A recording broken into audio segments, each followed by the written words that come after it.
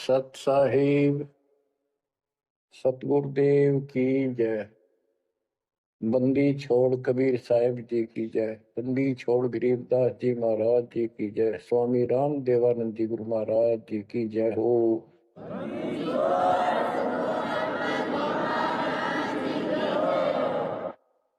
सर्व संतों की जय, सर्व भक्तों की जय, धर्मी पुरुषों की जय। श्री काशी धाम की जय, श्री सुडानी धाम की जय, श्री क्रोथा धाम की जय, श्री बरवाड़ा धाम की जय। सत साहिब परम पिता परमात्मा कबीर जी की प्यारी आत्मा परमेश्वर की असीम रजा से अपने पिता की असीम कृपा से आज इस घोर कलयुग के अंदर अपने को धर्म कर्म करने का प्रॉपर ज्ञान हुआ। विशेष ज्ञान विधिवत और सच्चा ज्ञान, सच्चा भगवान, सच्ची भक्ति और आपको पूर्ण सतगुरु प्राप्त हुआ। बच्चों, इस गंदे लोक में आकर परमात्मा बुला दिया हमारे को, भूले नहीं। ये त्रिगुणमयी माया रविगुण धर्मा से निकल रहा गुण सतगुण विष्णु जी से गुण शंकर जी से हमारे ऊपर इतना जबरदस्त प्रभाव रखता है कि हम सब भूल जाते हैं और इनसे प्रेरित होकर के सारे उल्टे काम करें। ब्रह्मा जी के गुण से या ठाठ बाट की इच्छा होती है, राजपाट की इच्छा होती है और संतान उत्पत्ति बाई फोर्स कराई जाती है। जीव के वश का नहीं होता। और फिर ममता मोह एक ऐसा रोग लगा रखा है, ये सबता लग जाता है। किसी से 10 दिन ठीक से बात कर ले उससे मोह हो जा। और अपने परिवार में जन्म लेने वाले बच्चों से तो होना ही होना, वहां तो सीने से लगाते हैं उनको। रूह होता क्या है? ये काल का आहार तैयार करवाया जाता है। गीता अध्याय 7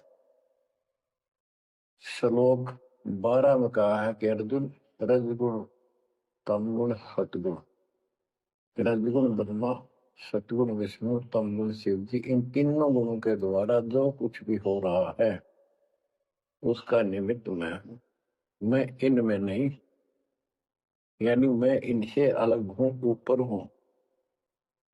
रजगुण ब्रह्मा से उत्पत्ति, सतगुण विष्णु से मोह ममता एक दूसरे में जकड़ देना, सतीथी बोल रहे इसको, अटके रहे यहाँ पर। और तमगुण शंकर से संहार, ये है यहाँ का प्रोसीजर। हमारी आंख कतई नहीं खुलती क्योंकि प्रेशर ज्यादा है, इतना दबाव है, जीव की अवस्था नहीं है। आपको इतना ज्ञान सुना दिया और सुना रहे हैं, इस ज्ञान से आपके अंतःकरण में ये फाइनल हो जाएगा एक दिन। क्योंकि बार बार कोई वस्तु सुनते हैं उसका धीरे धीरे धीरे धीरे असर बनना शुरू होता है। हम बातें सुनते हैं, सत्संग सुनते हैं, विचार मालिक के सुनते हैं, वाणी सुनते हैं, तो एक बार तो कति वैराग आ जाता है कि सचमुच बहुत गलत जगह फंस गए या कुछ भी अपना लेंगे। और उसके थोड़ी सी देर के बाद, क्योंकि मेरे को और काम भी करने होते हैं, ये व्यवस्था यहाँ की ऐसी है, तो फिर शाम तक कति भूल पड़ जाती है। बस मंत्र कभी कभी याद आ जाते हैं, करने हैं। सुबह दोपहर शाम की वो नियमित सतुति भी याद रह जाती है। बाकी समय हम ज्यादातर अन्य कारोबार के सिलसिले में, रोजगार के सिलसिले में बातें करते रहते। वह फिर से थोड़ी सी भूल पड़ जाती है, फिर जब सत्संग सुनते हो फिर जागृति आती है। ये ऐसे चलेगा, चलने दो।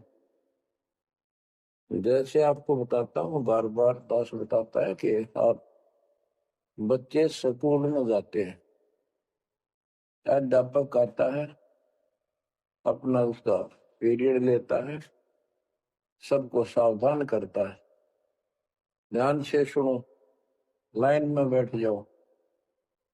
तो हम बहुत सतर्क होके उनकी एक एक बातों को सुनते हैं, नोट करते हैं, लिखते हैं, फिर याद करते हैं। उसके बाद हम फिर खेलते कूदते भी हैं। बच्चे घर का भी काम करते हैं, माँ बाप का हाथ भी बटाते हैं। लेकिन जो स्कूल के अंदर जो बातें सुनी थी, जो ज्ञान सुना था, वो एक अलग कोने में, हृदय के अलग कोने में डिपॉजिट होना शुरू हो जाता है। और उसके अतिरिक्त हम और भी काम सारे करते रहते हैं जो पहले भी कर रहे थे। एक दिन हम विद्वान बन जाते हैं, वो काम फिर भी कर रहे हैं। इस ज्ञान को रह रहकर सुनने से एक दिन आत्मा कभी दृढ़ हो जाएगी कि इस संसार में एक दिन भी रहने का नहीं है, ये संसार एक दिन भी। और कभी भी फिर शरीर यहां से छूट जाए, जाने का टाइम आ जाए, नो प्रॉब्लम। हमारी आस्था सतलोक में जाने की होगी, क्योंकि हमने वहां जाने का टारगेट बना रखा है। पहले तुम्हारा कोई टारगेट नहीं था, हमारे पास जाएंगे कहा। उसमें कोई बच्चे में मोह हो जाता, परिवार में मोह रह जाता, यही कुत्ते बनकर जन्म ले लेते। कबीर साहब कहते, जहां आशा तहां बासा हुई, मन कर्म वचन सुमरियो सुन। गीता अध्याय 7 श्लोक 6 में यही स्पष्ट किया है कि अर्जुन, अंत समय में जो जिस भी भाव में भावित रहता है, जिसकी जिसमें आस्था रहती है, वो उसी को प्राप्त होता है। जब तक हम भक्ति नहीं करते, इस ज्ञान से परिचित नहीं होते, तो हमारा संसारिक यानी परिवार में, संपत्ति में, इसमें कभी हम जकड़े बैठे होते। एक उदाहरण दिया करते थे गुरुदेव, एक बूढ़े की मृत्यु होती, किसान था, पशु रक्षा करते थे, मृत्यु होने लगी, उसकी जुबान बंद होगी। आसपास परिवार के सदस्य आगे, पिताजी तो अंतिम टाइम है, वो आगे। तो थोड़ी देर के बाद वो ऐसे संकेत करने लगा, ऐसे इशारा हाथ से। उन्होंने सोचा भाई पिताजी कुछ कहना चाह है, हो सकता कोई धन दाब रखा और बताना भूल गया, वो अचानक मृत्यु होगी। एक डॉक्टर बुलाया, उसने पता था कि एक बार ये बुलवा देगा, 500 रुपये लेगा, ऐसा इंजेक्शन लगाता है। वो बुला गया, उसने इंजेक्शन ला दिया। पिताजी बता बता जल्दी क्या कहना चाहो थे। एक गाय का बछड़ा झाड़ू मुंह में दे रहा था, उन्हें खराब कर रहा था। जो बोला, देख यो बछड़ा झाड़ू चाब है, तुम कित मर गए, नाश करोगे मेरे जाए पाछे, ये नुकसान कर दिया। 2.5 आने की झाड़ू 500 रुपये पड़ गई हुए। जहाँ साता बासा हुई, वहीं पर कुत्ता गधा पशु बढ़कर वहीं जन्म लेगा। तो हमारी ये वृत्ति यहाँ से हटेगी इस ज्ञान से। अंतिम समय आप यहाँ कुछ याद नहीं आओगा, इस ज्ञान ने सुनते रहे और भक्ति करते रहे, मर्यादित रहे। ज्ञान के साथ साथ यह भक्ति आपको सहारा देगी अंतिम समय में मन को उधर धकाने के लिए। वैसे नहीं लगता है वो ताकतवर है, ब्रह्मा विष्णु महेश मन का आधार मान रहे। ये ज्ञान और इस भक्ति की शक्ति इस आत्मा को न धका देगी ऊपर। अंत में मैं सेकंडों के अंदर सतलोक बैठे पाएंगे। इस पर लगे रहना, इस मार्ग से जैसे दास आपको बताता जाएगा। अमर करूं सतलोक पठाऊं ताक बंदी छोड़ करूं। कबीर साहब कहते हैं मैं अमर करूं सतलोक पठाऊं भेज दूं, इसलिए बंदी छोड़ कर लाता। अब यहाँ ये क्यों हो रहा है, क्या हो रहा है, आपको सब पता है। पहले तो नहीं था, पर अब पता लग गया आपको, बिल्कुल सही पता लग गया। माता पिता के सामने बच्चे एक या दो तुरंत मर जाते हैं, चक्कर मारते रह जाते हैं, हाथ कुछ नहीं आना, और कई महीने वर्षों तक उनकी याद सताती रहती। हम इतने विवश हैं, हम इतने बंद में हैं, हम कुछ नहीं कर सकते, लाचार है। एक राष्ट्रपति किसी देश का या प्रधानमंत्री या अन्य कोई शख्स मानता अपने आप को, उसका इकलौता बेटा मर गया, प्रधानमंत्री, टक्कर मारा वो टक्कर, और उससे पहले जब आकाश में वो थी उसकी टूटी, साथ में आकाश में रहा था, उसका दिमाग धरती पर पटक दिया। एक बताते हैं महाभारत में प्रकरण आता है, द्रोणाचार्य ये गुरु था कौरव पांडवों का, और शिक्षा दिया करता मोह मत करो, मोह सबसे बड़ा खतरनाक है। द्रोणाचार्य का जब लड़का अश्वत्थामा मरा नहीं था उस समय तक, ये कह दिया गया कि अश्वत्थामा मर गया। वो झूठ बुलवाई गई थी श्री कृष्ण में प्रवेश काल द्वारा कि एक अश्वत्थामा नाम का हाथी था, उसको मार दिया गया। और युधिष्ठिर का बहुत विश्वास करते थे सब कि ये सत्यवादी है, कभी झूठ नहीं बोलता। तो काल ने यह चाल चाली कि द्रोणाचार्य पांडवों की सेना को मार डालेगा। बहुत जबरदस्त तीरंदाज है, बहुत गजब का सूरवीर निशानेबाज है, इसको कंडम किया जाए। तो उसको कंडम करने का तरीका अपना कि इसको यह झूठी खबर फैलाई जाए कि अश्वत्थामा का बेटा मर गया युद्ध में, फिर ये पागल हो जाएगा। ऊपर तक दुनिया गीत गाती है, जब लग गया अपने से पता लगे तो युधिष्ठिर से झूठ बुलवा दिया कि तूने कह दे कि अश्वत्थामा पीते, अश्वत्थामा मर गया, तेरी झूठ भी ना होगी, हाथी मर गया ना, ये हो जाएगा। तो पहले तो युधिष्ठिर माना नहीं, फिर ये कहा कि हाथी मार दिया है, तो झूठ थोड़ी है। झूठ तो थी है, नहीं थोड़ा। पहले हम छोटे से थे तो लोग कहते अरे झूठ बोली तो ना पाप लगेगा, बोला ना, उंगली पर उंगली चढ़ा के बोली थी, ये कौन पाप लगे। यानी अपने फार्मूले हैं, पाप तो पाप तो लगेगा। तो सब ने कहा कि आपका बेटा अश्वत्थामा मर गया, द्रोणाचार्य ने बोला नहीं, मेरा बेटा नहीं मर सकता, नहीं मर सकता, उसको मारने की हिम्मत किसी में नहीं है। कि युधिष्ठिर कह देगा तो मैं मान जाऊंगा। तब युधिष्ठिर ने कहा अश्वत्थामा थे नर नर, तो जोर तो बोल दिया, और आदमी या हाथी ये नहीं कह सकता, वो मन मन में बोल दिया। तो यह बात सुनकर अश्वत्थामा थे, अश्वत्थामा मारा गया। आगे कड़ा सुना था द्रोणाचार्य नरवा कुंजर कह गया, इतना पागल ने ढाल हो गया, टक्कर मारा, कति कंडम हो गया, उसने हथियार भी नहीं उठा उस टाइम।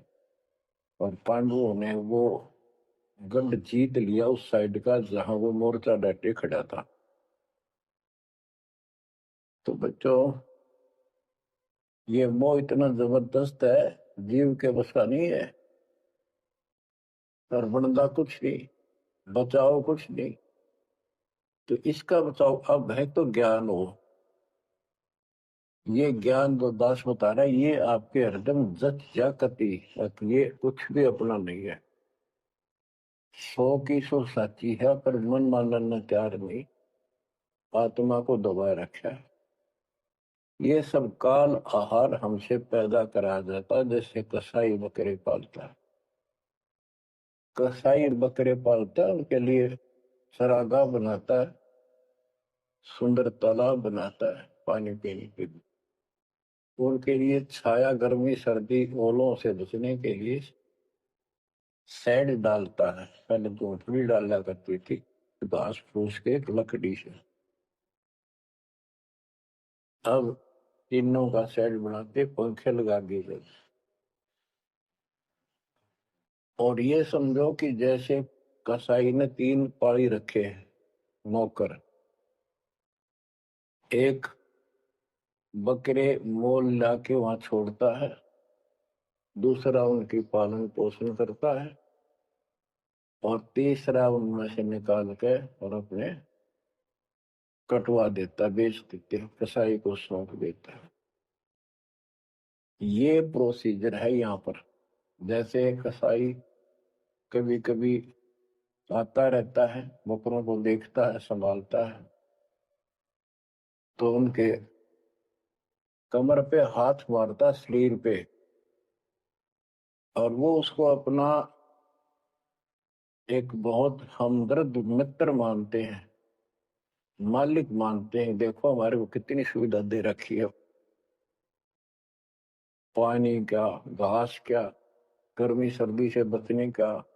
वो देखता तो हाथ मार के ऐसे है कि ये कितनी कीमत का हो गया, कितना मांस है इसमें। और वो समझते हैं ये प्यार करे हमारे से, कसाई लाड करता है, वो भी उसको प्रतिफल में जीभ से चाटते हैं, उसका हाथ प्यार करते हैं। और कई कई तो उसके ऊपर पैर फैला कर उसको प्यार देना चाहते, सीने से लगाना चाहते हैं। बकरे ऐसा पशु भी प्यार देते हैं, उसको अपना मानते हैं। वो देख रहा है इसमें मांस कितना है, और नौकरों को बता देता इनको निकाल लो।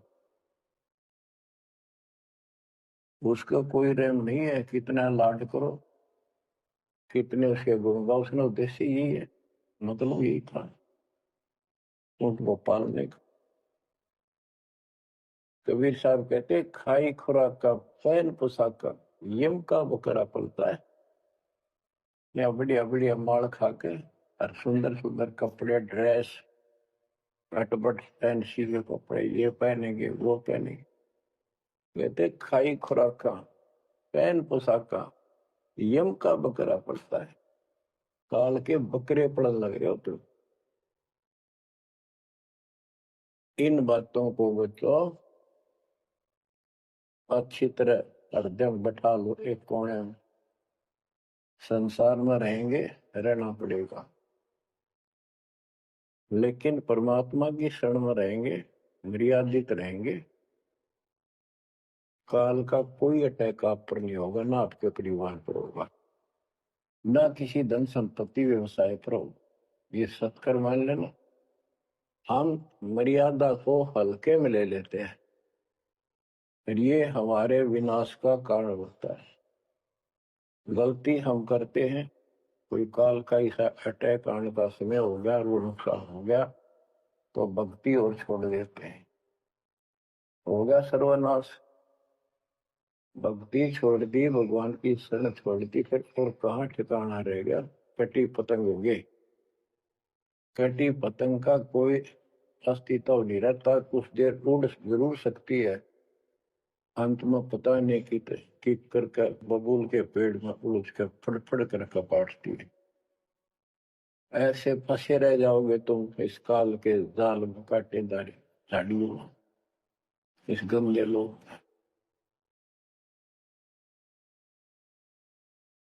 तो बच्चों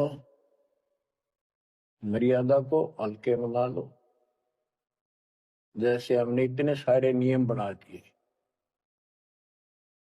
भक्ति करनी है तो इनका पालन करना पड़ेगा, नहीं तो फिर गधे बनकर कुमार के नियम में चलना पड़ेगा। एक कदम भी अपनी मर्जी से नहीं जा सकते, बैल बनकर नाथ डल जाएगी, छच्चर बनकर बग्गी में दौड़े जाओगे रेड़ी में, फिर चलेगी क्या आपकी मर्जी। असंग जनों तन मरता हो गए जीवित क्यों ना रे, दुआ दस दर मद मैल मठ बोरे बोर ना दे धरे रे। तो बच्चा जीवित मर लो, इन बातों को छाती में धर लो, हृदय में बैठा लो, कति मस्तिष्क में। ये संसार आपका नहीं है, ये परिवार आपका नहीं, ये संपत्ति या कार कोठी तेरी नहीं, गरीब काया तेरी है नहीं, ये माया कहां से हो। चरण कमल में ध्यान रख, इन दोनों को खो, इनको भूल जा, अपने गुरु जी के चरणों में ध्यान रख, उनके बताए दिशा निर्देश के आधार से अपना जीवन निर्वाह कर।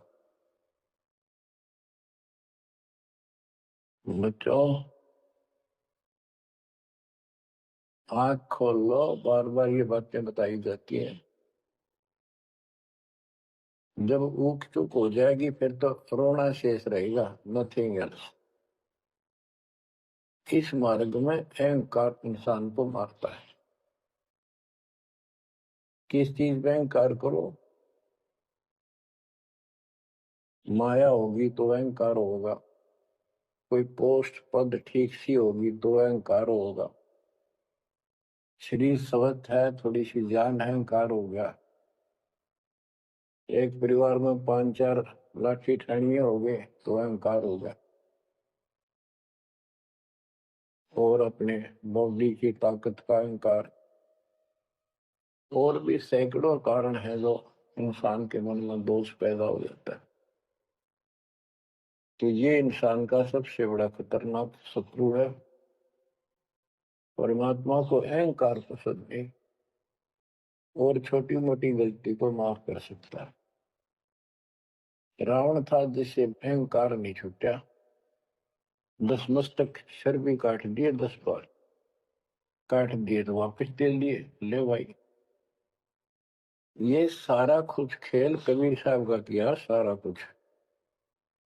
ये आत्मा परमात्मा की है, चाहे आज राक्षस है, चाहे कोई कसाई है, चाहे देवता है, चाहे ब्रह्मा विष्णु महेश है, चाहे कीड़ी है, छोटे जीव है, कोई मनुष्य है, स्त्री पुरुष है, बालक बच्चे जीव जंतु सब उसके हैं।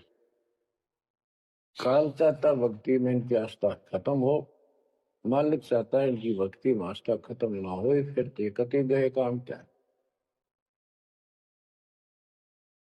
जो भी जैसी साधना मालिक के नाम पर बैठ कर कहीं कर रहा है, उसके पिछले संस्कार से, उस भक्ति से जो उसको मिलना है, उसके साथ साथ परमात्मा उसको सहारा देते। जैसे रावण ने सिर काट दिया शिव जी के निमित्त, तो भगवान के नाम काटा उसने, वो भगवान की खोज में निकला था। साधना गुरु गलत मिलने से उसको मार्ग गलत मिल गया। पिछले जन्म के संस्कारी ही इतने सेक्रीफाइस कर सकते, इतनी कुर्बानी कर सकते, वैसे नहीं हुआ करते। तो पिछले जन्मों में वो भगवान का भगत रहा है, फिर इतना बिगड़ गया कि राक्षस बन गया। तो उस मालिक ने उसको 10 शीश वापस दिए, लेकिन बकवाद करी तो अंत बुरा हुआ।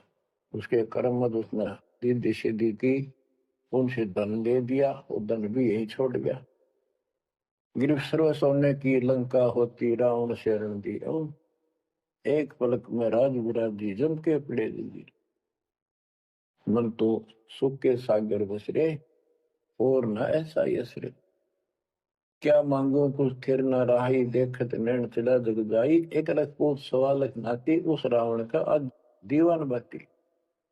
एक पुत्र मांगते फिरते, एक बेटा देते, हे भगवान बेटा हो गया। बेटियों की तो हम गिनती नहीं करते, बेटा चाहिए बेटा। वो किस लिए उगलछमी पैदा कर रखी थी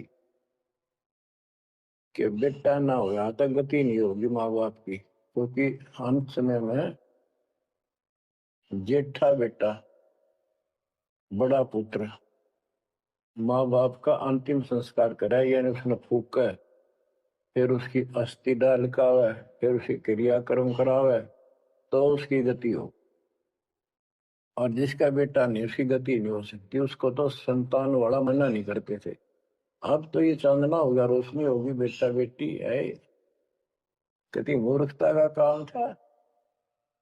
लेकिन काल ने तो उल्टी पढ़ाई पढ़ानी, उल्टा रास्ते डालना, वो होना, एक परंपरा बनाकर बैठ गए, वो एक लकीर गया फकीर होंगे। जैसे राजा दशरथ का सबसे बड़ा बेटा रामचंद्र था, उसको राज दे दिया, और फिर उसको वनवास देना पड़ गया मजबूरी में। रामचंद्र जी वनवास में चल पड़े। राजा दशरथ का इतना मोह था अपने बच्चों में, रामचंद्र में विशेष, और दो बिछुड़ा उसमें ज्यादा हुआ करे, तो नो चल पड़ा, महल के ऊपर चढ़ के देखा, दिखता रहा, फिर नहीं दिखा तो चौबारे की अटारी पर चढ़ गया, चौबारे पर चढ़ कर जहां तक उससे दिखा, फिर मुंडेर पर चढ़ गया, एडी ठाई गिर गया, वहां से जमीन पर गिर गया, गिरते मर गया। अब रामचंद्र वापस नहीं आया, उसका अंतिम संस्कार किसने करा? वो पूछने वाला इन मंदबुद्धियों ने जो दुनिया को भ्रमित क्या करते थे, किसी की अकल वहां नहीं गई वहां तक। जेठा बेटा था ही नहीं, फिर उसके अंतिम संस्कार किसने करे? दूसरा न करे होंगे। तो ये बात कहने की है, तो इसका मतलब उसकी गति हुई नहीं, बेटा होते हुए भी अंतिम संस्कार नहीं कर सका।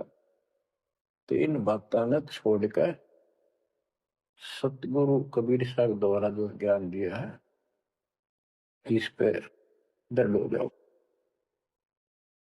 देखो, हमारी सारी बात उल्टी है।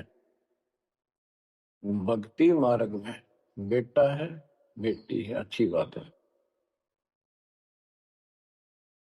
परमात्मा के चरणों में लग गए दोनों, तो हम तो बरी से हो गए, क्यों? भगवान आप पर खड़ा हो गया। और बेटा भक्ति नहीं करता, बेटी करती है, तो एक कौडी का नहीं हो बेटा किसी काम का। कबीर साहब कहते हैं, राम रटत कन्या बलि, साकर फलाना पूत, छेरी के गल गल थना, जिसमें दूध न बूत। बकरी के गल में एक खाल डाल लटका रहा, थन के साथ व्रत की खाल, कहते वो बेटा था गल का, ऐसे वजन है सिर पर, बेमतलब का व्रत का दिखावा है।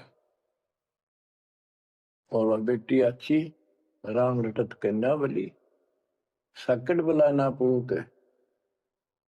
तो बच्चों, ये दातम मार्ग है, इसमें सारी बातें पहले से विपरीत हैं।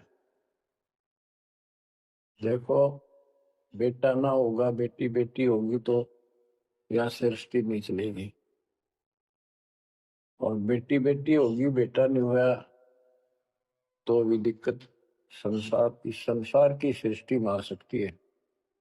बाकी भगत का कोई फर्क नहीं पड़ेगा।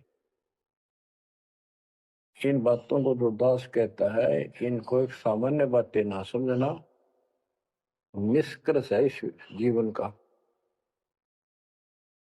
जिसके बेटी नहीं है, उसको ये तड़प रह जाती है बेटा होता, या भूल के भी ना करना।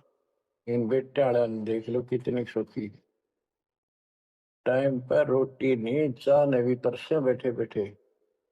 वो छोटा सोचा बड़ा आप दे देगा, बड़ा सोचा छोटा कह देगा। चिड़े बेटे आख्या में आंसू उठ जाएंगे। और बेटी आखिरी सांस तक प्यार देती है अपने माँ बाप को। एक आदि ने कमी बात कह नहीं सकते, वो किस्से के बिना होती हो तो आत्माएं नष्ट होती है। आखिरी सांस तक यहाँ भी हमने देखा, जैसे लड़की रोटी खा रही है और लड़का वैसे बैठा था। माँ ने कहा बेटा वो सामान ला उठा कर, रोटी तैयार बनाऊ बहुत दिन। बेटा बेटा ना लाऊं, यूं कौन खोए लावे। बेटी तो कह भी कोई ना, रोटी खाती खाती छोड़ के आने की थी। एक 10 साल का की होगी, लड़का 12-13 साल का। उठ कर रोटी छोड़ के हाथ धोकर और सामान लाकर माँ को दे दिया। लेकिन फिर भी बेटे में मोह ज्यादा और बेटी में नहीं। इसका कारण यह था कि हमने बेटी को बाहर बना लिया इस रीति रिवाज। बेटी तो 15-16-20 साल की मेहमान होती है आपकी। ये तो परमात्मा की बेटी 2 गुना का सुधार करती है।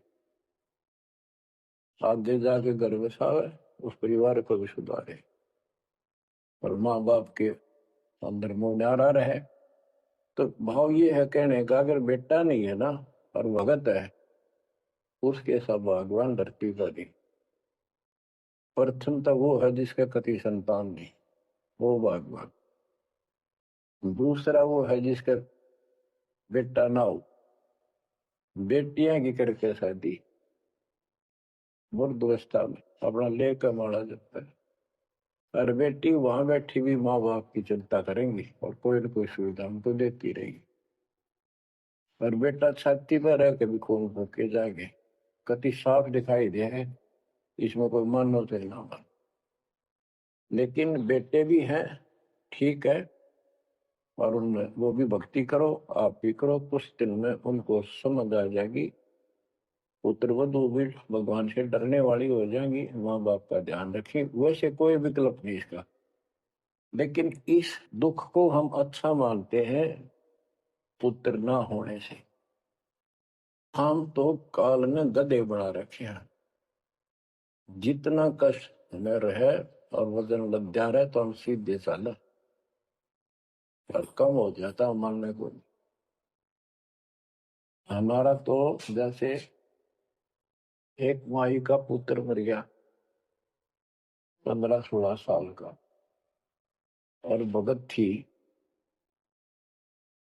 टक्कर मारी, रोना पड़े है कि बस की बात है, पाला पोसा ले जाता का। फिर उसने थोड़ा सब्र हुआ जैसा। उस दूसरे जो बिना भगत थे उनके पड़ोस में, तो उनके लड़के की शादी होगी और वह पत्नी थी बदचलन। उनको समझाने की चेष्टा करी कि तू ऐसा ना कर, लेकिन हुआ तो मानी नहीं, उसने वही फांसी खा ली।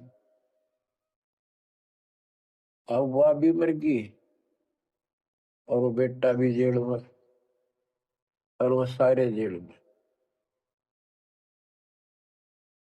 वो दहेज के कारण, एक बेटा था ऐसे ही, उसने बहू को प्रताड़ित किया दहेज लेने के लिए। गरीब घर की लड़की थी, उसने सुसाइड कर लिया। वैसे सुसाइड करना कोई विकल्प नहीं है, इसे गंदे आदमी को छोड़ कर कुमारी रह ले, अपने घर पर बैठ गया। तो उस बेटे के कारण माँ बाप ने भी सजा हुई, बहनों तक भी जेल होगी। इसे बेटे ने के फूका है, ईसा तो पहले मर जाता था अच्छा था। लेकिन हम इस बात को मानने को तैयार नहीं है, ना मानने के जो के कर लोग एक साल तक आ गया मारे दो टक्कर। तो कहने का भाव ये है कि इन विचारों से अपने मन को सेट रखो, परमात्मा जो करता है वो सही करता है। जैसे आपको बताते रहते हैं, एक बार हजरत मूसा जी यहूदी धर्म के प्रवर्तक ने। शेख किसी ने पूछा सत्संगी ने कि आज के दिन सबसे बड़ा इल्म वाला यानी ज्ञानी कौन है? उसने अपने आप को बताया तो उसका अल्लाह बोला, जिसको खुदा मानते हैं, जिसने कुरान का ज्ञान दिया, बाइबल का दिया। ये मूसा तने ये बात बहुत गलत की, मुझे अच्छा नहीं लगा। तुमने अपने आप को कैसे कह दिया मैं सबसे विद्वान हूँ? अब मूसा जी भी अपनी जगह ठीक थे जी, यो ज्ञान आपसे प्राप्त हुआ, आप भगवान खुदा हो, और खुदा जो ज्ञान देता हुआ सबसे उत्तम होता है, मैं उसी के आधार पर कह दिया। बोला नहीं, तेरा ज्ञान तो अल खिजर के ज्ञान के सामने फासिल भी नहीं, कुछ भी नहीं है। तो अल खिजर के पास मूसा जी पहुंच गए। अल खिजर जी ने कहा, कबीर साहब थे वो, कि मेरी तो बातों को माननेगा नहीं, विश्वास नहीं करेगा, जो मैं को बातें माननी पड़ेगी तो ऑब्जेक्शन नहीं होना चाहिए, और बोल लेगा नहीं, देखता देखता रही। मूसा जी बोले बिल्कुल महाराज, जैसे आप कहोगे, मुझे सब्र करने वाला पाओगे, कति मैं ऑब्जेक्शन नहीं करूंगा आपकी बातों में। अगर तू खरा उतरा तो ज्ञान बताऊंगा, ना बताऊंगा। उसने रास्ते में चलते एक जवान लड़का था, 17-18 साल का, अलखीजर ने पकड़ के और गर्दन पकड़ के मार दिया। तो मूसा जी बोले, तनिष भी किसी को मार दिया, तेरा दिमाग खराब है? यूं क्यों मारा तेने? क्या बिगाड़ा तेरा ऐसे ने? तो अलखीजर बोला, मैंने कहा था मैं जो करूँ तू देखता रही है, बोलना नहीं है, मेरी क्रिया पर अविश्वास ना करना।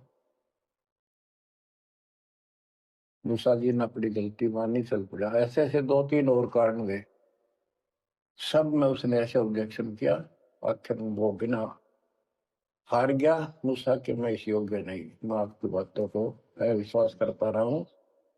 लास्ट बता दिया कि इस क्रिया के बाद तो फिर ऑब्जेक्शन किया तो मैं तेरे से बात नहीं करूंगा, ना पे बताऊंगा। ज्ञान बोला भी ठीक है, उस पर भी हार गया वो। तब अल खिजर बोला, सुन ले, ज्ञान तो तूने बताऊ नहीं, और वो लड़का क्यों मारा था? वो ऐसा दुष्ट पैदा हो गया था, इसके माँ बाप भगत हैं, और उनको इतना परेशान करता, वह रो रो का टाइम काटते। उसके स्थान पर भगवान ने उनके घर में 50 साल की उम्र में एक बेटी का जन्म दिया, उनका सुखी जीवन। सत साहिब सतगुरुदेव की जय। बंदी छोड़ कबीर साहिब जी की जय। बंदी छोड़ गरीबदास जी महाराज जी की जय। स्वामी राम देवानंद जी गुरु महाराज जी की जय हो।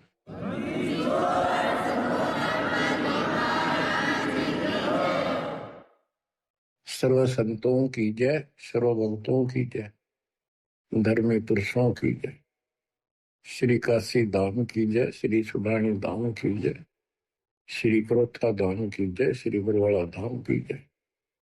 सत साहिब। परम पिता परमात्मा कबीर जी असीम हृदय से आप परमात्मा की महिमा सुन रहे हो। आपको सूक्ष्म वेद पढ़ाया जा रहा है, सुनाया जा रहा है।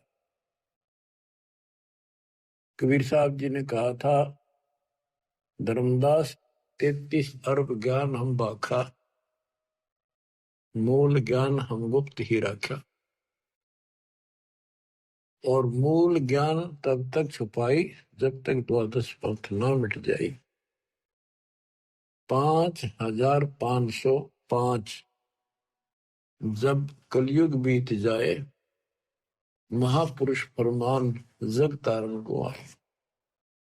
यानी इस रहस्य को उस समय खोलेंगे जब कलयुग 5505 बीत जाएगा, पूरा हो जाएगा, 5500 वर्ष। तो पहली बात तो ये देखो कि आपका जन्म ऐसे समय में होना यह छोटी बात नहीं है, यह कोई सामान्य रजा नहीं है। और आप सामान्य इंसान नहीं हो। आपके सामने ब्रह्मा विष्णु महेश जी भी आपकी किस्मत के सामने बोलने हैं आज, बहुत छोटे हैं। 3 लोग का राज जय जीव को कोई दे, लाख बधाई क्या करे, जय नहीं इस नाम से नहीं। नाम की बात है, सारा कुछ यहाँ पर है कि पूरा सतगुरु हो, वो जो दिखा दे उस नाम का जिक्र है। यहाँ पर नाम तो करोड़ों हैं, कोई कुछ जप रहा है, कोई कुछ कर रहा है, कोई कुछ कर रहा है, उनसे मोक्ष नहीं होने का।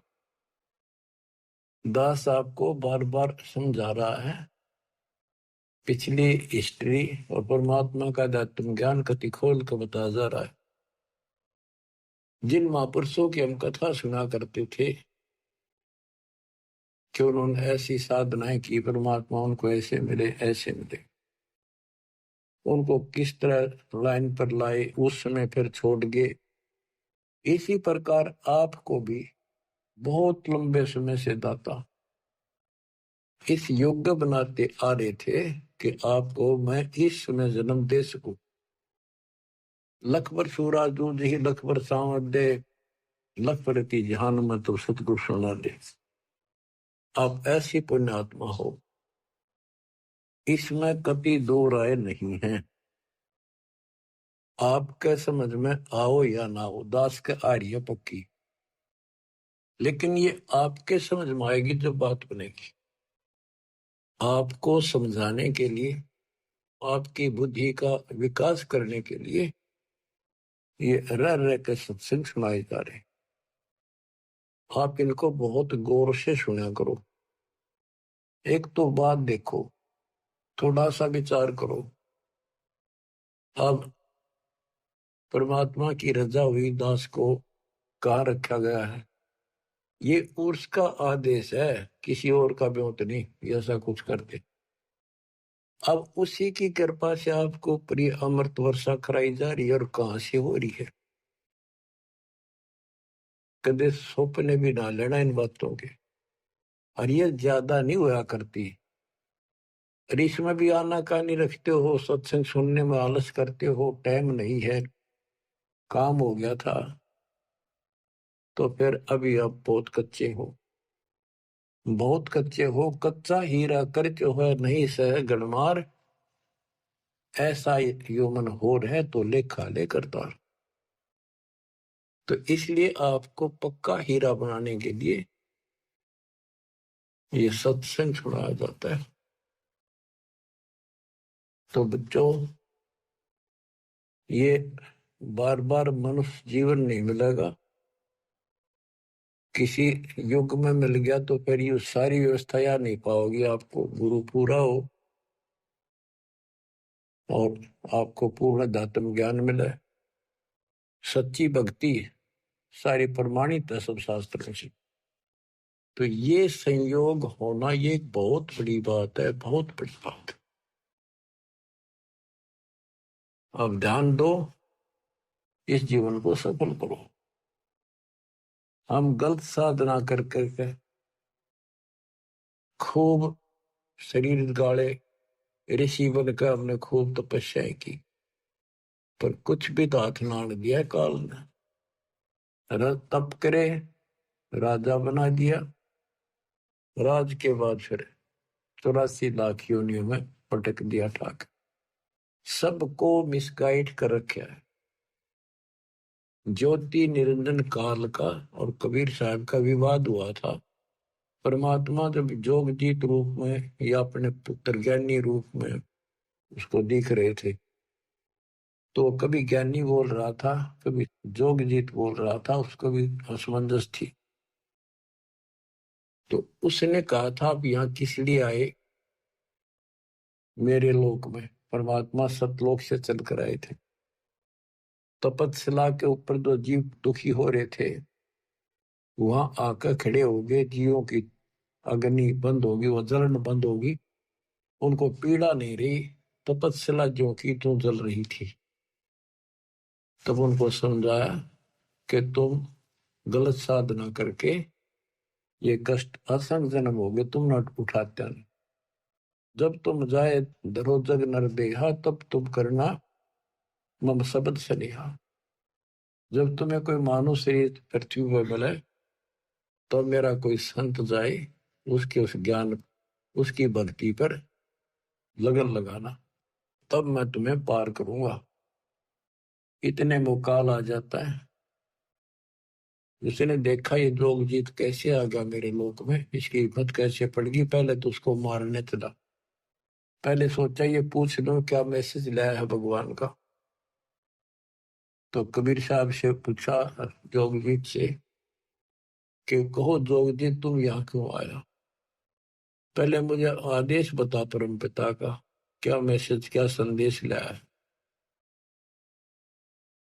फिर मैं तेरे से आगे बात करूंगा। तो परमात्मा ने बताया कि मैं सतपुरुष ने भेजा हूं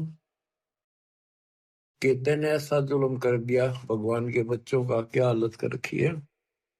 परमात्मा ने भेजा हूं, तेरा सारा भेद खोलूंगा कि ये भगवान नहीं है, ये काल है, ये तुम्हें जन्म मरण के चक्कर में डाले हुए है।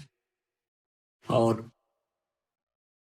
मैं साधना बताऊंगा, सही सच्चा ज्ञान दूंगा और सच्ची भक्ति बताऊंगा। उनको ऐसा मंत्र दूंगा कि वो थोड़े समय में ज्यादा भक्ति करके तेरे जाल से निकलेंगे। तो उस समय ये बात कहते ही आग बबूला हो गया। परमात्मा को अपना भाई समझ कर जोगजीत ज्ञानी उसके ऊपर टूट पड़ा कि अब तुझे यही खत्म कर दूंगा मैं। वहां से मुझे मार कर तूने भगा दिया, अब तू मेरे लोक में कैसे आ गया, तेरी हिम्मत कैसे पड़ गई। इस बात को लेकर परमात्मा की तरफ चला तो धर्मदास से बताया कि मैंने अपना सिमरण किया सतनाम का, सार नाम का। वो ऐसा गिर गया जैसे पक्षी की पांख कट जाया करे, बेहोश होकर गिर जाया करे, ऐसा गिर गया। और डर के मारे पाताल लोक में भाग गया। पीछे पीछे मैं भी गया उसके उड़ के। फिर वहां बीच बचाव कराया कूर्म ने, उसने पैर पकड़ लिए, माफी मांगी। मैंने कहा चल तू ऊपर चल, वही बात करेंगे। तो वही 21वें ब्रह्मांड पर फिर ले आए परमात्मा उसको, पैर पकड़ लिए, माफी मांगे, बालक हूं, आपका छोटा भाई हूं, छोटे तो गलती करते हैं, बड़े माफ करते, अक्षमा करो दाता। बोला भाई ठीक है, क्षमा कर दिया, आप बेशक जाओ नीचे, मैं मना ना करूं, पर मेरी कुछ शर्त है वो स्वीकार करो। परमात्मा बोले ठीक है बोल। कि जैसे भगवान ने, परमात्मा ने, पिता ने मेरे को इतना कुछ दे दिया, कुछ और आप भी बख्श दो, आप भी उसी का रूप हो, उन्हीं की ताकत लेकर आए हो। परमात्मा बोले बोल क्या मांगता है। इसी ने कहा दिया ऐसे नहीं, वचनबद्ध हो जाओ। मालिक को पता था बालक है, के मांगेगा, इसकी बुद्धि इतनी है, भाई ठीक होगा वचनबद्ध। तो बोला जी 3 युगों में जीव थोड़े ले जाना, और चौथा युग जब कलयुग आवे, तब तब शरण जीव बेशक बहु आवे। चौथे युग कलयुग में कितने ले जाना, पर एक और कृपा करियो, पहले मेरा दूत जावे प्रचारक, पीछे आपका आवे।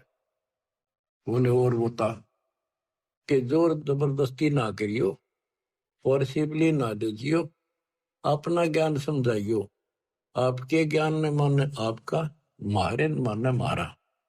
परमात्मा बोले ठीक है, और बता। फिर 2-3 शर्त और रखी हुई, ऐसे ऐसे त्रेता युग में समुद्र पर पुल बनवाना, जगन्नाथ का मंदिर बनवाना, ऐसे बहुत सी इसने को प्रार्थना करी। परमात्मा बोले ठीक है भाई, जो तेने मांगा वो दे दिया, तथास्तु। फिर एक काम और करो, मुझे वो सार नाम बता दो, ताकि जिसके पास वो सार शब्द सार नाम होगा, मैं उसने छेड़ू को ना, उससे पूछ के और साइड में कर दूंगा। परमात्मा बोले इतना अनजान मत समझ मेरे को, जय वो तेरे को बता दिया तेरे दूत सारे फैला देंगे उसको, अब चुप कर जा, तो देना था दे दिया। बस फिर अपनी असली रूप दिखाया कि बेशक जाइयो ज्ञानी संसारा, जीव न माने कहा तुम्हारा। जब तुम जाओगे ना कलयुग में, तुम्हारा संता होगा, बेशक जाइयो। उससे पहले मैं सबको मिसगाइड कर दूंगा, 3 युग तक लगातार उनको अज्ञान से भर के गलत साधना बना दूंगा। पहले द्वापर तक भी कोई व्यक्ति ऐसा नहीं था जो भक्ति ना करे था, चाहे वो शूद्र थे, चाहे वो श्रवण जाति के थे, चाहे मजदूर थे, सब भक्ति जरूर करते थे, जैसा भी ऋषि उनको बताया करते थे। नेक आत्मा थी, भगवान से डरने वाले थे, लेकिन उस साधनाओं से उनको सतयुग में तो ठीक रहा, क्योंकि उनके पुण्य साथ थे, बैटरी पिछली चार्ज थी वह मिलेंगी। उनके मन में भरम रहा कि हम जो साधना वर्तमान में कर रहे हैं ना, इसी से सब लाभ हो रही, ये साधना सही है भक्ति। उदाहरण के लिए जैसे हम और आप भी कुछ ना कुछ साधन थोड़ा बहुत भगवान का जरूर करते थे, कति मिथ्या नहीं थे। कोई व्रत रखते थे, कृष्ण राम ने पूजा करते थे, होली दिवाली मनाया करते थे, या कोई गांव घर का कुल देव पूजा करते, बाबा श्याम जी, हनुमान जी पूजा करते थे। और कृष्ण राम तो ये हमारे पक्के भगवान, विष्णु ब्रह्मा शंकर। और जो सुख हमें हुआ करते थे वो इन्हीं के निमित्त करते थे कि इनकी कृपा से, और हमारे प्यार रजा हुई है, बच्चे हो गए, नौकरी लगी है ना, और भी कोई आपत्ति आई वह टल गई। लेकिन ये तो पिछले संस्कार हमें मिल रहे थे। आज इस अध्यात्म के रोशनी से दिखाई दिया हमारे को कि सचमुच हम तो कति नरक की तैयारी कर ली थी।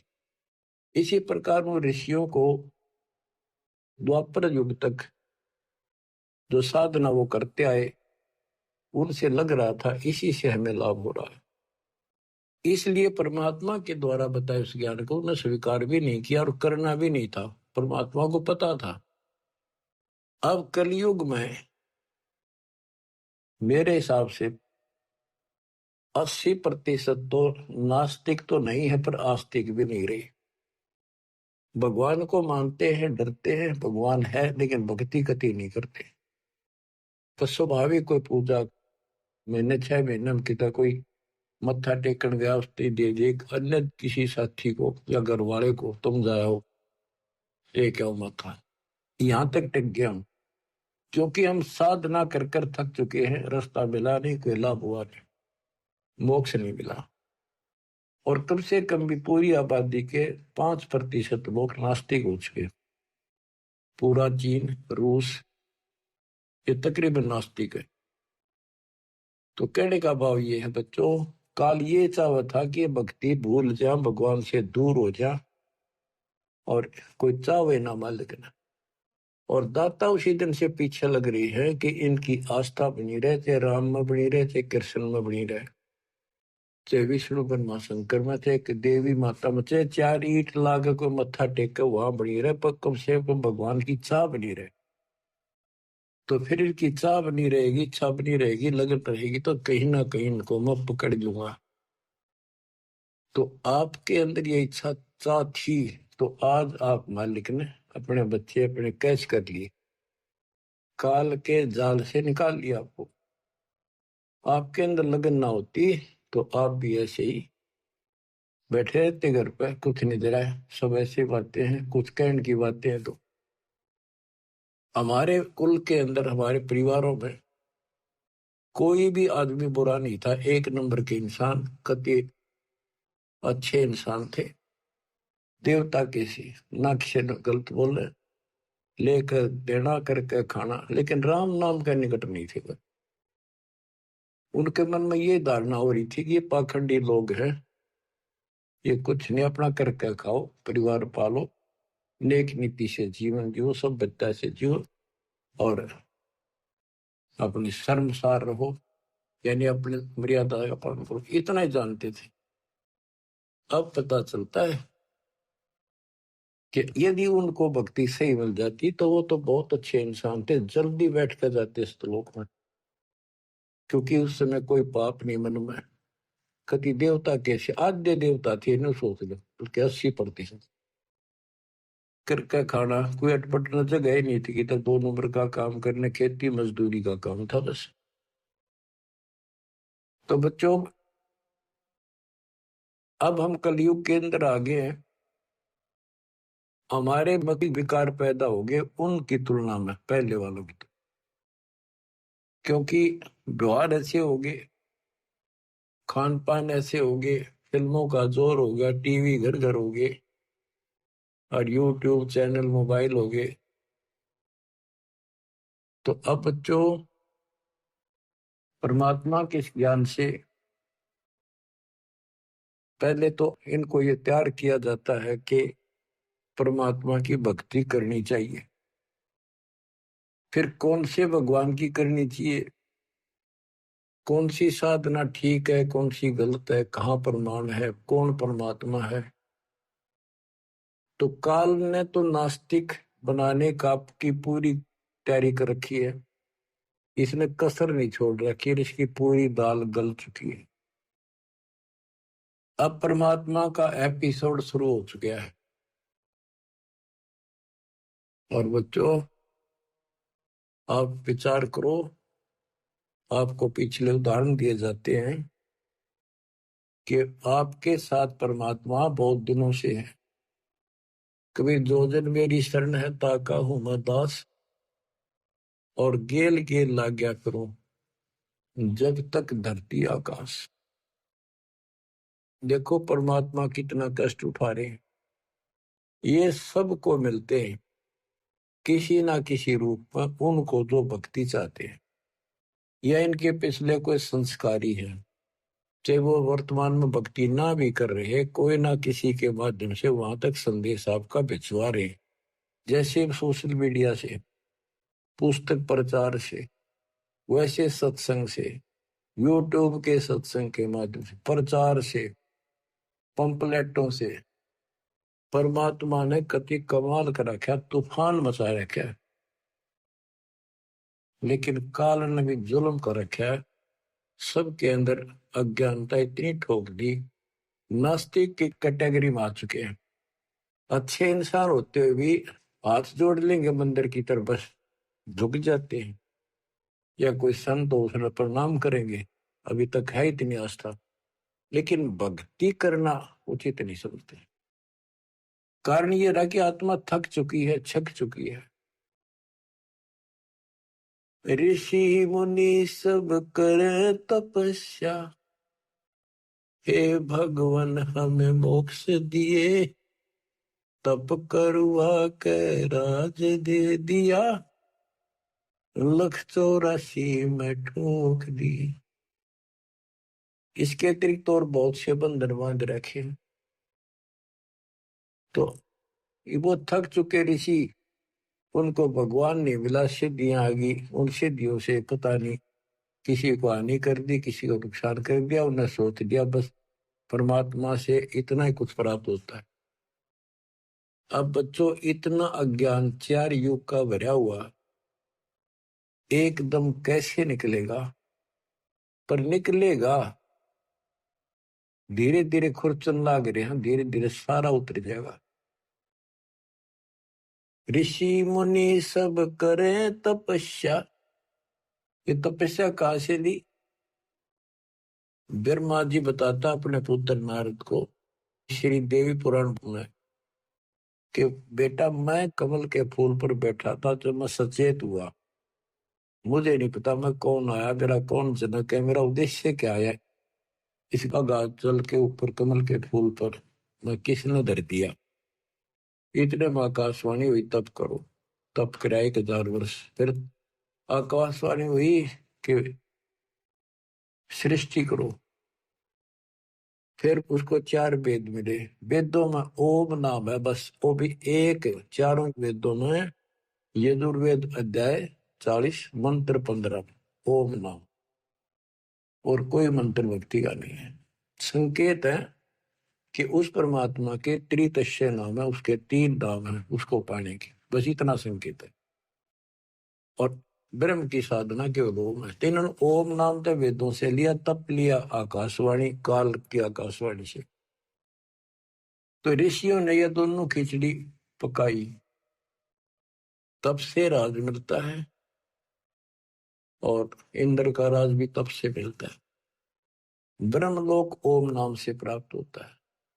तो इन्होंने कति कठिन साधनाएं की, मर मिटे। अब इन साधनाओं से ये पहले तो ब्रह्मलोक में जाएंगे, ब्रह्मलोक में अपनी पूंजी नष्ट करके फिर पृथ्वी पर राजा बनेंगे। उसके बाद ये 84 लाख के चक्कर में पशु पक्षी गधे बढ़ेंगे। बच्चों, ये झंझट बहुत बड़ा है। आपको जैन धर्म के 24वें तीर्थंकर महावीर जैन जी की सारी हिस्ट्री उन्हीं के द्वारा लिखी पुस्तक से दिखाई। इतनी बार तो देवता बने, 30 करोड़ बार गधा, 30 करोड़ बार बिल्ली, 20 करोड़ बार घोड़ा, पता नहीं क्या क्या जीवन जिए।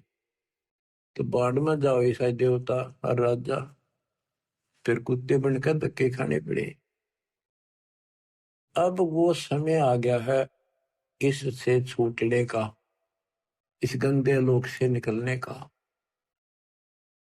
आप आज के नहीं हो, साधों से ती मस्करी, ये चोरा नाल खुशहाल, मन लखाड़ा जीतेंगे ये युगन युगन के माल। आप युगन युगन के माल हो। युगन युगन से आप भक्ति, जिस भी जन्म में आपको मालिक की भक्ति की प्रेरणा बड़ी है, हमने खूब डट के करी है, कुछ ठीक ठीक करी दाता के अनुसार, फिर छोड़ दी, फिर अगले जन्म मिला, फिर करी, फिर छोड़ दी। लेकिन वह बैटरी आपकी धीरे धीरे चार्ज होती होती आपको अब यहाँ आ गई। आप वही आत्मा हो जो 64,600 साल पहले जन्मे थे, दाता के शरण में आए थे, उनके दर्शन किया करते थे, उनसे अमर वचन सुना करते थे, आपको रंग दिया था रंग में। इसलिए आज भी आपके अंदर परमात्मा की चाह, और इस मालिक की ज्ञान सुनते अब तुरंत आगे कोयल के बच्चों की तरह। वैसे एक परिवार के 2 नाम ले रहे, 4 नहीं लेते थे, सर पटक लो। वो कभी शुरुआत नहीं कर सके कागभूषण की तरह। तो बच्चों, अब आपके ऊपर जो रजा हुई है छोटी नहीं है, और आप भी सामान्य आत्मा नहीं हो। इस रजा ने बना कर रखियो, हल्के मना लो। ये संसार मत रहोगे नहीं, ये तो गारंटी है। और ये भी आपको पता है कि पता भी तो कोई ना भाई, साल 2 साल 10 साल 20 साल 50 साल 100 साल रहेंगे। आज तो हमने सबको यह 100 साल जीवा, और अगले क्षण का भरोसा नहीं। तो इसे गंदे लोग, तुम जी भी कैसे रहे हो बिना भक्ति के? जीना तो पड़ेगा, मेरा थोड़ा ही जाता है बिना इस मालिक की शरण, तो जीने का कोई फायदा नहीं। इसकी शरण में आने के बाद जीने का भी एक न्यारा आनंद है, और विश्वास बन जाता है कि अब हम भगवान कबीर साहब की शरण में है, काल हमारा कुछ नहीं बिगाड़ सकता। क्योंकि ये विश्वास तब बनेगा जब आप परमात्मा की मर्यादा में रहोगे, नहीं तो ये बात बने को नहीं। तो मर्यादा तोड़ते ही कहते अनंत कोट बाजी जहां रचे सकल ब्रह्मांड, गरीब दास में क्या करूं, काल करे जीव खट।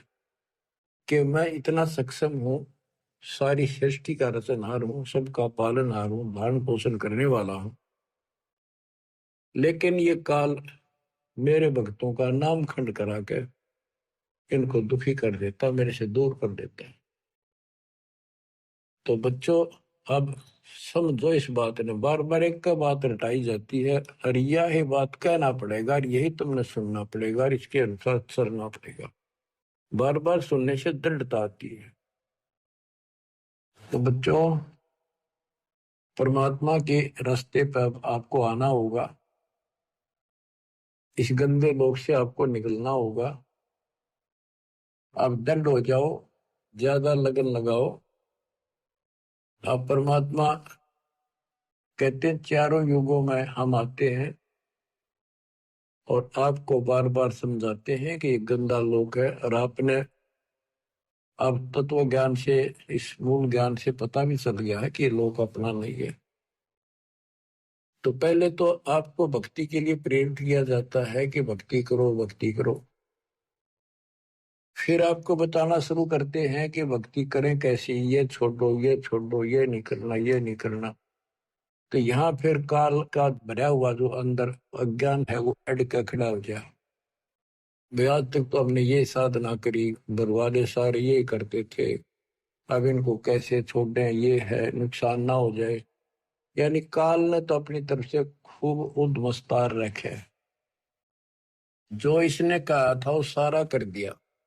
और परमात्मा ने कहा था कि जब हमारा दास आएगा उसके पास ऐसा ज्ञान होगा तेरे सारे ज्ञान को धोखे धर देगा, कति साफ कर देगी। जो हमारा ज्ञान सुन लेगा फिर तेरा ज्ञान कभी सुनेगा नहीं। तो वो बच्चों आज परमात्मा ने कर दिया। आपको भी शुरुआत में ये बहुत सी बातें मन में आई थी, हमारे भी आई थी, लेकिन दास का इतनी नहीं आई थी कि ये छोड़ना, ये कदे न्यू हो जाए, न्यू हो जाए ना। ये ज्ञान ज्यादा पढ़ा हमने, लगातार सुना बहुत। फिर गरीबदास जी के ऊपर जाके विश्वास टिक गया कि ये भी एक किसान थे, जाट थे, और इतनी जमीन थी, लैंड लॉर्ड थे, ये झूठ नहीं बोल सकते। सारा गांव गवाह है कि इनको भगवान मिले, ऊपर ले गए, ये तो मर गए थे। मेरा यहां मन पकड़ दिया इस बात ने। और उसके बाद इनने जो बोला कि भगवान से मिलकर आया है जो, वो सारी सच्ची। फिर कबीर साहब का सागर पढ़ा, गुरुदेव ने बताई, सारी एक लाइन मिली।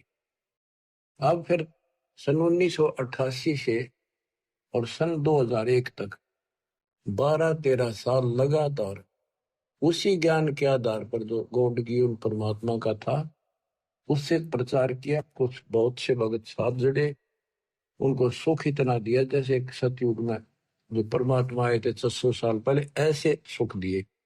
तो लागते गए साथ मेरे। अब मुझे टेंशन हुई कि ये तो भगवान के साथ पहले भी लगे थे, अब जब तक इनको प्रमाण नहीं मिलेंगे गीता वेद पुराणों में तो ये रुक नहीं पाएंगे। क्योंकि आगे शिक्षित समाज भी साथ जुड़ेगा, वो कहेगा प्रमाण दिखाओ। तो यह टेंशन खाए जा रही थी दास में। फिर ये ग्रंथ देखने शुरू किए कि ये विश्वास दृढ़ कराया परमात्मा ने प्रेरणा की कि जब ये बात सारी सच्ची है, क्योंकि भगवान को देख कर आए गरीबदास जी, झूठ तो हो नहीं सकती। हो सकता है को थोड़ा बहुत प्रमाण गीता वेदों में मिल गया तो हमें पूरा सहयोग मिलेगा। गीता वेद पढ़े थे, भगवान सारी ये सच्ची भगवान वाली, इनकी सारी झूठी जो हम पहले सुना करते थे। तो बच्चों उसके बाद दास की बस यूं सोच लो, आत्मा हवा में उड़ गई, धरती में पैर नहीं टेकर, इतनी खुशी, हे भगवान, हे परमात्मा, कभी मौज कर दी। फिर सहारा मिल गया एक आत्मा को संघर्ष करने का, एक पूरा विश्वास हो गया कि सचमुच हम सफल होंगे। ये कितने दिन अड़ेगा अज्ञान, थोड़े दिन अड़ा कर लाइट चसने के बाद अंधेरा रह को भी। अब ये रोशनी कर दी बताता ने, अब अंधेरा रहेगा नहीं, थोड़ा दूर दराज में और चसा जाएंगे तो ये सारा रोशनी होगी। तो बच्चों अब हम साधनाएं जो करते थे उनके बारे में गरीबदास जी बताते हैं। तप राज लिया बड़ा जुल्म किया, आगम अंधेरों नहीं सूझते हैं, घट में 7 साल लगे, राम सही चेतन होकर जड़ पूजते हैं। तप राज लिया, बड़ा जुल्म किया ने, तप करके राज ले लिया। इनको भविष्य का ज्ञान नहीं, तत्व ज्ञानहीन नेत्रहीन अंधे हैं ये, कि आगे की बनेगी। ऋषि मुनि सब करे तपस्या, हे भगवान हमें मोक्ष दिए, तप करुआ के राज दे दिया, फिर 184 में ठोक दिए। तो या गरीबदास जी वही बता रहे हैं, तप राज लिया बड़ा जुल्म किया, आगम अंदरों नहीं सूझते हैं, घट में 7 साल लगे राम सही, चेतन होके जड़ को पूजते हैं, पाती तोड़े नहीं मुख मोड़े, पत्थर पाहन से लूजत है, अंधे बहरे गूंगे गैले नहीं, शब्द अनाहद बूझत है, काम देनु सदा कल्प वृक्ष कला, जहाँ अमी महार से दूजत है, कैदास गरीब गगन गादी गए बीगल ताना गूंजत है। तो क्या बता रहे हैं कि चेतन होकर चलना करे और पत्थर न पूजे। धिक्कार है तुम्हारे विवेक को, पत्थर ना सुनता ना बात करता। फिर क्या बताते हैं, भजन करो उस रब का जो दाता है कुल सब का, उसका भजन करो।